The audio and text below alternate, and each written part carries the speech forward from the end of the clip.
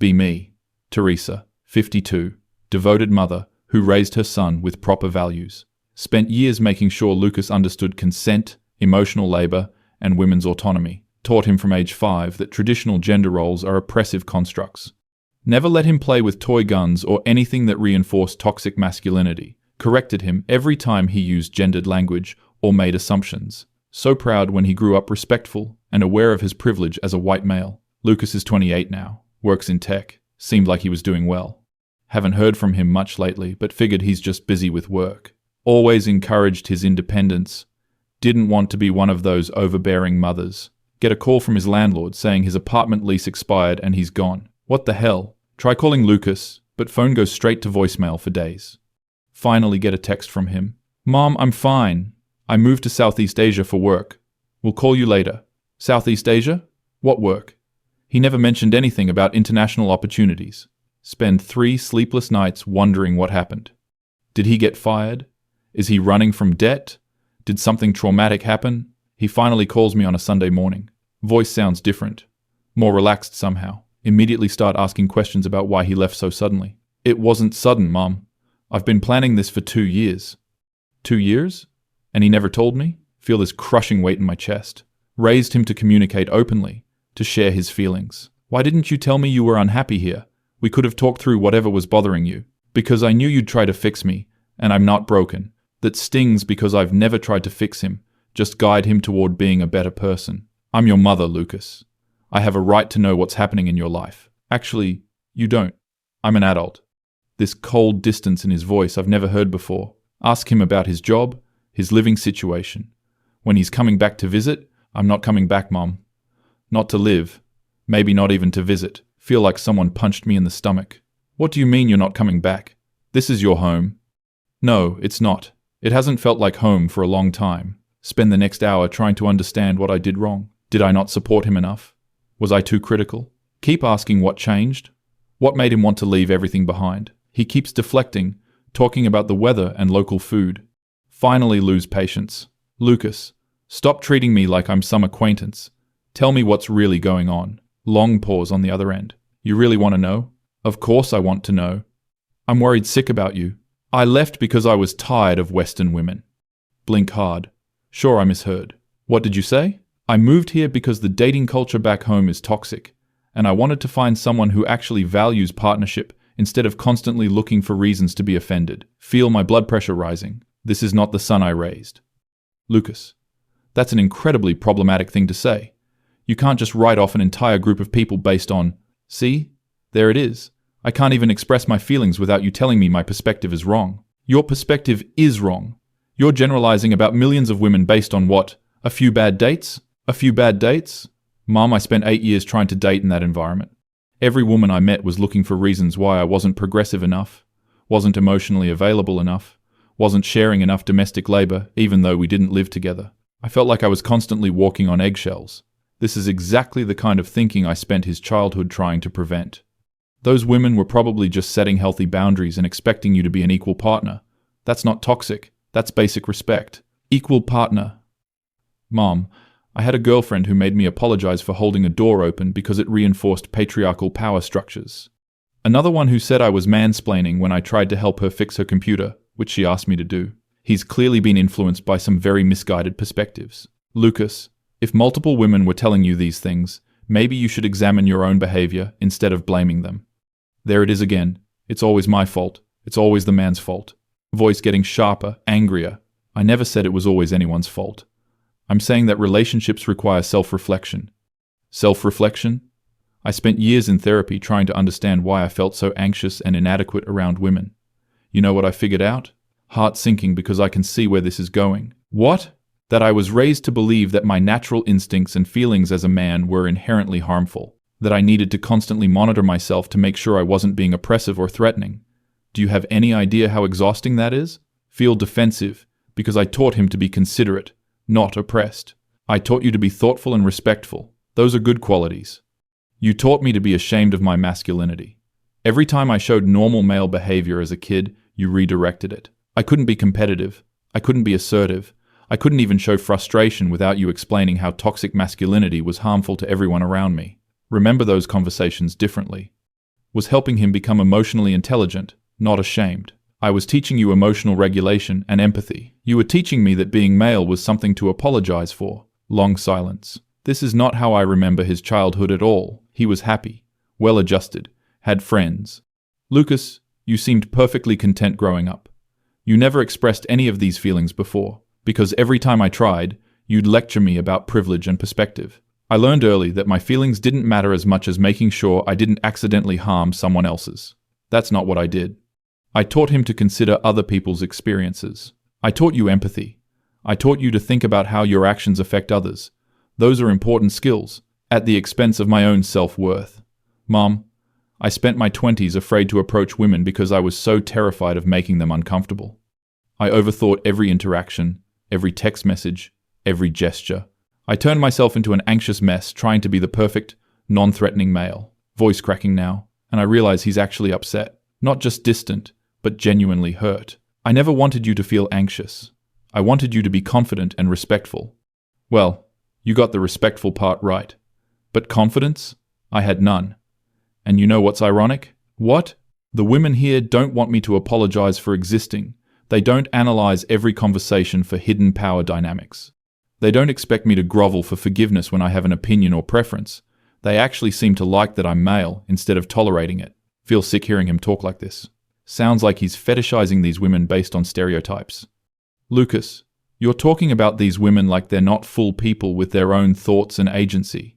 You're reducing them to what they can do for your ego, and you're proving my point. I can't even describe positive experiences with women without you finding fault with my perspective.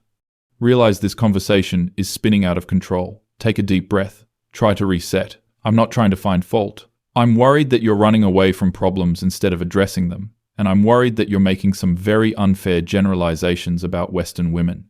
Unfair? Mum, these aren't generalizations. These are 8 years of lived experience.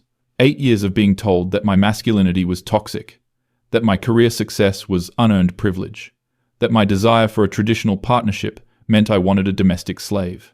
Never taught him any of those things. Taught him that success requires acknowledging advantages, not that he didn't earn it. I never said your career success was unearned. You didn't have to. Every conversation about my achievements came with a reminder about systemic advantages and how important it was to lift up others. I never got to just feel proud of working hard. That's not how those conversations went. Was teaching him to be humble and socially conscious. I was trying to help you understand your place in the world and your responsibility to help others, by making sure I never felt good about myself without guilt attached. Do you know what it's like to achieve something and have your first thought be about who might be disadvantaged by your success instead of just feeling happy?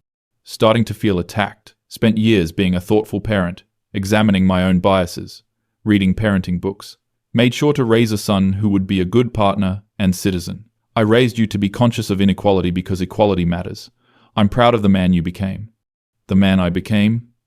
Mom, I became a neurotic mess who was afraid of his own shadow. I became so worried about accidentally harming someone that I stopped advocating for myself entirely. This is not the reality I remember. He was successful, had relationships, seemed content. You dated plenty of women. You had long-term relationships. You seemed happy. I seemed happy because I learned to perform happiness while suppressing everything authentic about myself. Every relationship was me trying to be who I thought they wanted instead of who I actually was.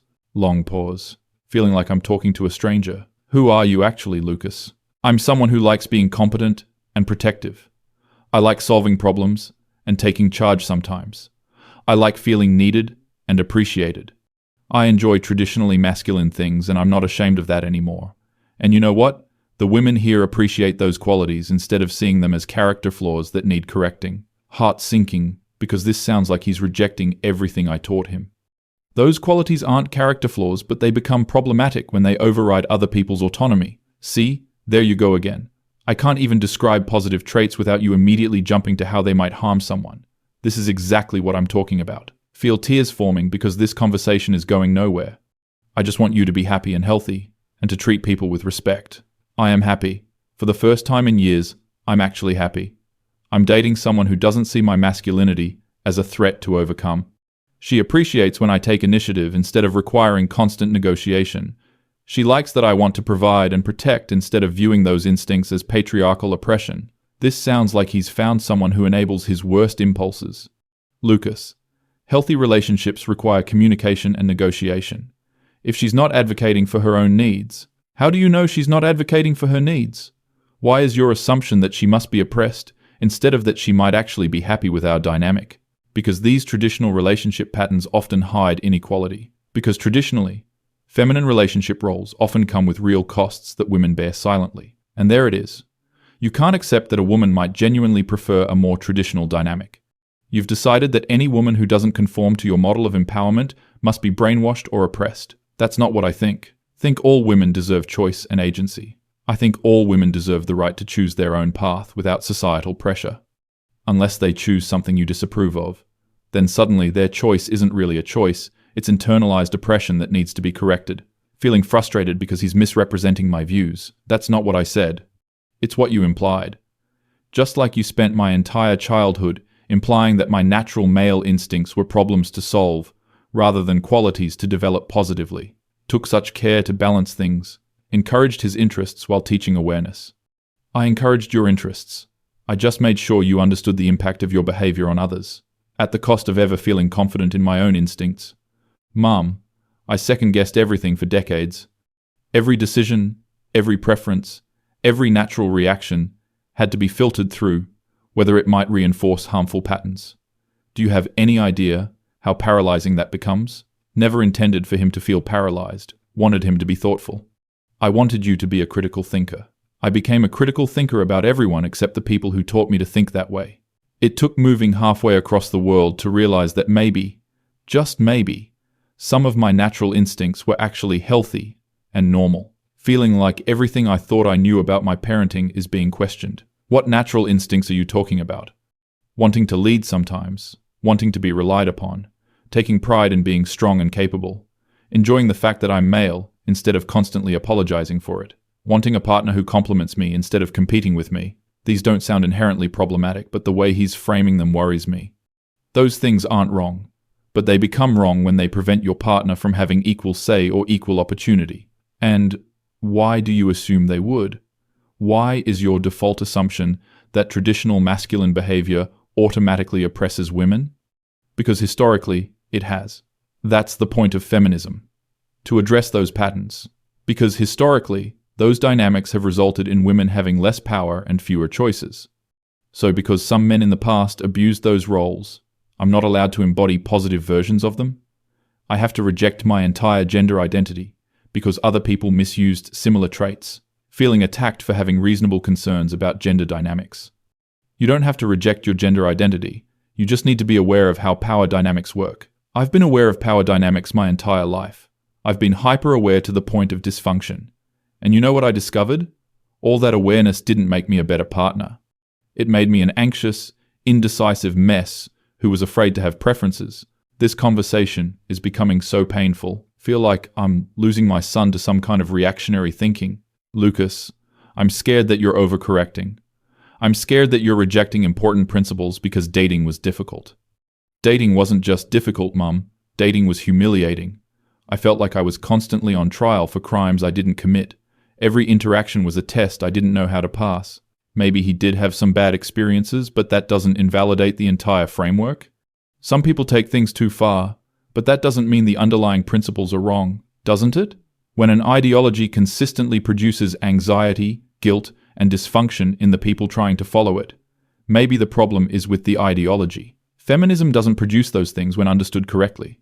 Feminism doesn't produce anxiety and guilt. Misunderstanding feminism might. So now it's my fault for not understanding correctly? 8 years of therapy, dozens of books, constant self-examination, and I still didn't get it right? Feel defensive because he's attacking something that matters deeply to me. I'm not saying it's your fault. I'm saying that maybe your interpretation was influenced by anxiety, rather than the actual principles. My interpretation was influenced by you, Mum. By 18 years of being taught that masculine behavior was inherently suspect and needed constant monitoring. That's not what I taught him. Taught him to be conscious and respectful. I taught you to be thoughtful about your impact on others. You taught me to distrust myself. And you know what's really sad? I internalized it so completely that it took years of living abroad to realize that most of my instincts were actually fine. Feel like crying because this is not how I remember raising him. I remember a happy child who was kind to everyone. I was kind because I was afraid of the consequences of not being kind. I was helpful because I was afraid of being seen as selfish. I was deferential because I was afraid of being seen as domineering. Everything I did came from fear of your disapproval. That can't be true. We had such a close relationship when he was growing up. We talked about everything. You came to me with problems. I came to you with problems that fit your worldview. I learned early which feelings were acceptable to share and which ones would result in lectures about privilege and perspective, starting to feel defensive and hurt. Put so much thought and care into raising him. I was trying to raise a son who would be a good partner and contribute positively to the world. At the cost of raising a son who felt good about himself. Do you realize I've never felt proud of being a man? Not once in my entire life until I moved here? That hits hard because pride in gender identity seems problematic. Pride in gender identity can become toxic when it's based on superiority over others. And there you go again. I can't even express feeling good about my masculinity without you immediately explaining why it's dangerous. This is exactly the pattern I'm talking about. Feel trapped because I genuinely believe these principles matter. I'm not saying your masculinity is dangerous. I'm saying uncritical pride in any identity category can become problematic. Uncritical? Mom, I've been nothing but critical of my own identity my entire life. When do I get to just feel good about who I am without analyzing the potential negative impacts? Long silence because I don't know how to answer that. Want him to feel good about himself, but also want him to be aware of larger social dynamics. I want you to feel good about yourself within a framework that considers other people's well-being. That framework has made it impossible for me to feel good about myself at all. Every positive feeling gets immediately qualified with guilt and self-doubt. This is so painful to hear. Never wanted him to feel guilty for existing. I never wanted you to feel guilty for existing.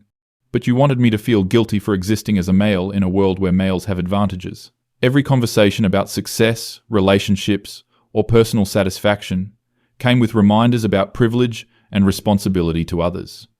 Those reminders were important for developing empathy and social consciousness. Those reminders were meant to develop empathy, not guilt.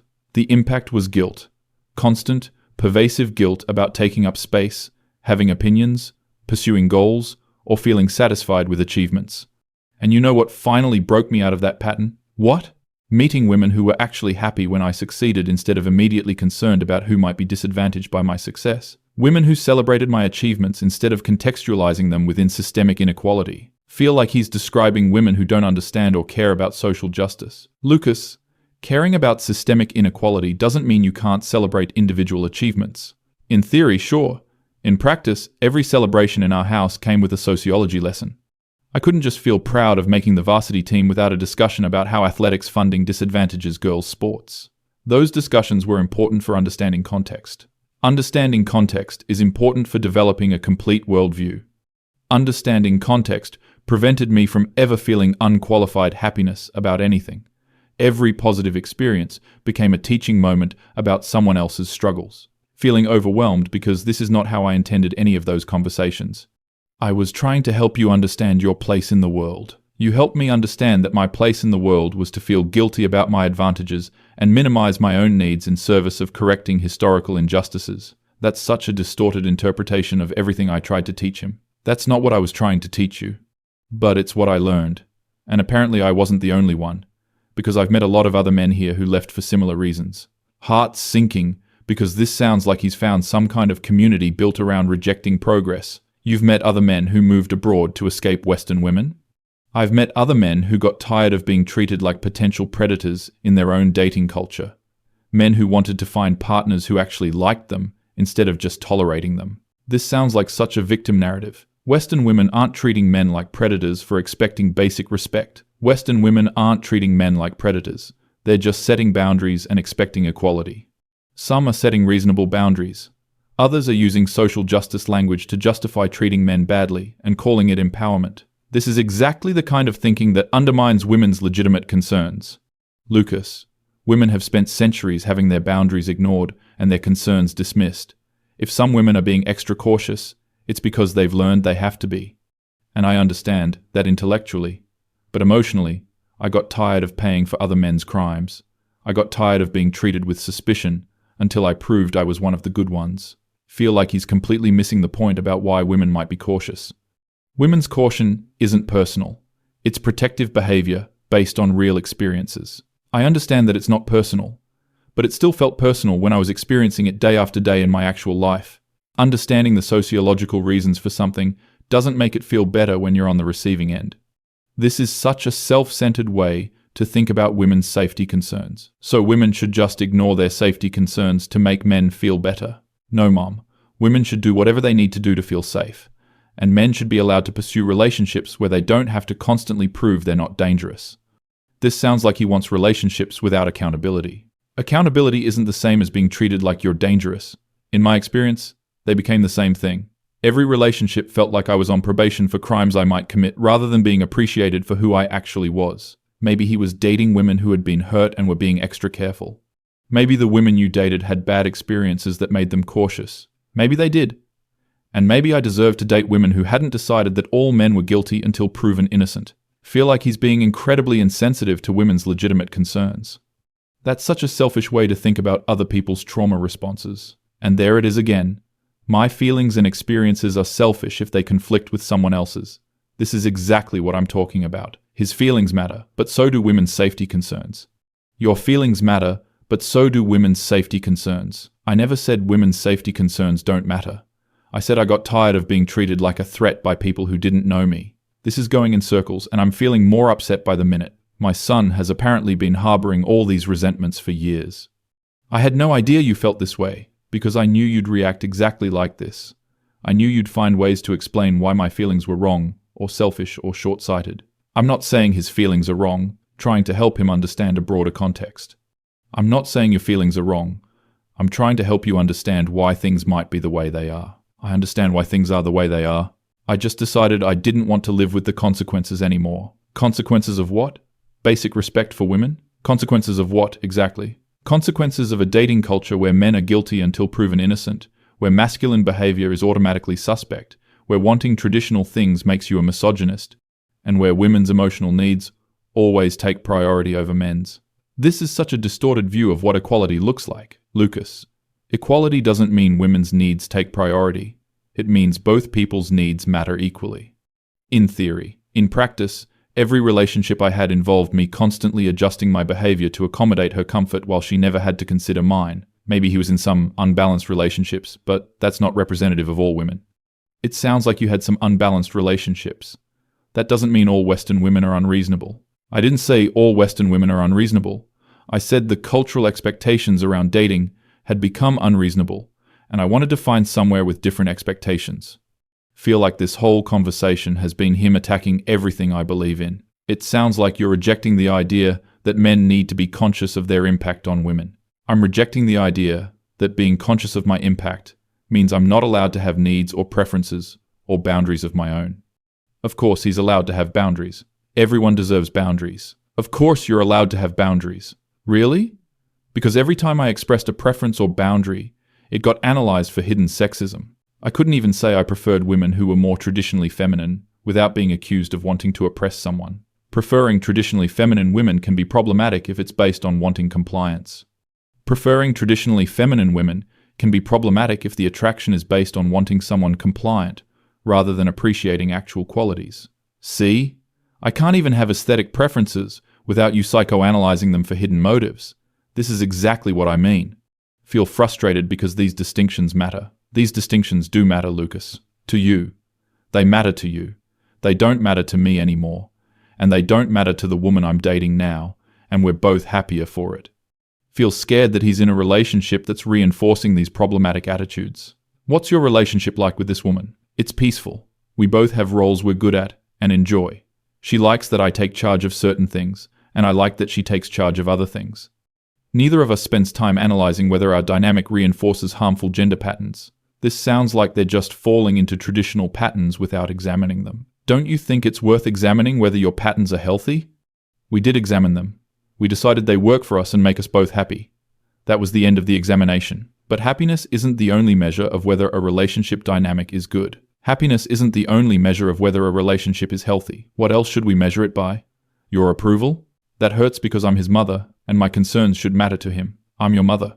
My concerns about your well-being should matter to you. Your concerns about my well-being always came with concerns about whether I was reinforcing harmful social patterns. I got tired of my personal happiness being secondary to your political goals. My political goals? These aren't political goals. They're basic human rights. These aren't political goals, Lucas. These are basic principles about treating people fairly. And I do treat people fairly. I just do it without constantly second-guessing whether my fairness meets your specific definition. Feeling so hurt and frustrated, this conversation has gone completely off the rails. I feel like you're rejecting everything I tried to teach you about being a good person. I'm rejecting the parts that made me miserable and keeping the parts that actually helped me be good to people. But how can he know which parts are which without maintaining awareness of social dynamics? How can you tell which parts to keep without maintaining awareness of social dynamics? By paying attention to results instead of theory.